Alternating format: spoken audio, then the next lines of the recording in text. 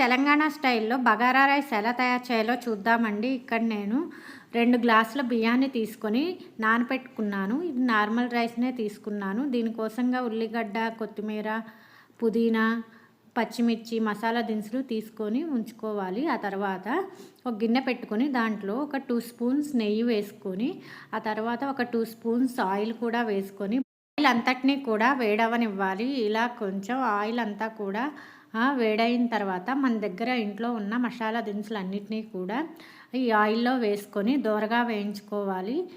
ఒక చిన్న గరిటె తీసుకొని దోరగా వేయించుకోవాలండి. ఆ తర్వాత ఇంకా చిన్న బిర్యానీ ఆకును కూడా వేసుకోండి ఉంటే వేసుకొని వీటన్నిటిని కూడా దోరగా వేయించుకోవాలి. ఇదంతా కూడా కొంచెం వేగిన తర్వాత దీంట్లోకి కొంచెం కరివేపాకును కూడా వేసుకోండి. ఫ్లేవర్ చాలా బాగుంటుంది. కొంచెం కరివేపాకు వేసేసుకొని ఆ తర్వాత దీంట్లోకి కొంచెం 4, 5 మీ కారానికి తగిన విధంగా పచ్చిమిర్చిని కూడా వేసుకోండి. నేను ఇక్కడ 3 పచ్చిమిర్చి వేసుకున్నాను పొడవుగా కట్ చేసి. ఆ తర్వాత మనం కట్ చేసి ఉంచుకున్నటువంటి ఆనియన్స్ను కూడా వేసేసుకొని వీటి మొత్తాన్ని కూడా కలుపుకొని బాగా వేయించుకోవాలండి. సిమ్లో పెట్టుకొని, హై ఫ్లేమ్ పెట్టుకోకూడదు, మాడిపోతుంది. సిమ్లోనే పెట్టుకొని వీటన్నిటినీ కూడా దూరగా వేయించుకోండి. ఆనియన్స్ బాగా మగ్గాలండి, గోల్డెన్ బ్రౌన్ కలర్ వచ్చేంత వరకు. ఆ తర్వాత దీంట్లో కొంచెం ఫ్లేవర్ కోసం పుదీనాను వేసుకోండి. ఉంటే వేసుకోండి, లేదంటే స్కిప్ చేయండి. ఆ తర్వాత మనం ఇంట్లో దంచినటువంటి అల్లం వెల్లుల్లి పేస్ట్ని 1 స్పూన్ వేసుకోండి. మీరు తీసుకున్న క్వాంటిటీని బట్టి అల్లం వెల్లుల్లి పేస్ట్ వేసుకోండి. నేను ఇక్కడ 1 స్పూన్ అల్లం వెల్లుల్లి పేస్ట్ వేసుకుంటున్నాను. పచ్చివాసన పోయేంత వరకు అల్లం వెల్లుల్లి పేస్ట్ని కూడా బాగా కలుపుకొని త్వరగా వేయించుకోవాలండి. మొత్తాన్ని కూడా ఉంచుకొని మనం ఈ ప్రాసెస్ అంతా చేయాలండి. అల్లం వెల్లుల్లి పేస్టు పచ్చివాసన పోయేంత వరకు కూడా వేయించుకుంటూ ఉండాలి, కొంచెం కలుపుకుంటూ వేయించాలి. అదేవిధంగా ఆనియన్స్ బాగా వేగటం కోసం కొంచెం సాల్ట్ వేసుకుంటే ఆనియన్స్ తొందరగా వేగుతాయండి.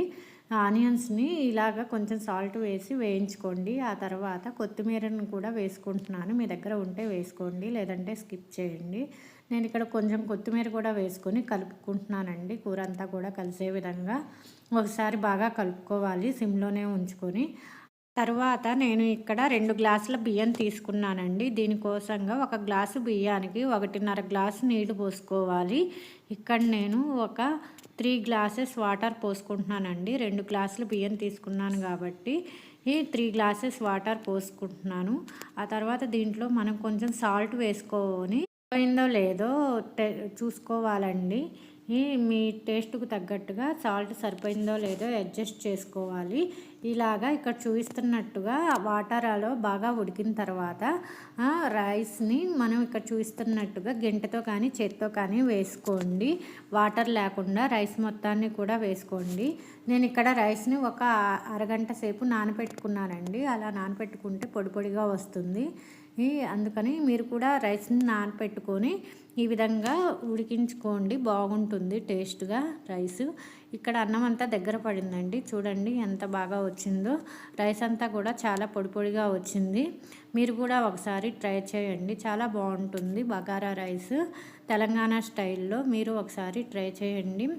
ఇది చికెన్లో కానీ బాగుంటుందండి. అలాగనే మనం రైతాలో కూడా తినచ్చు.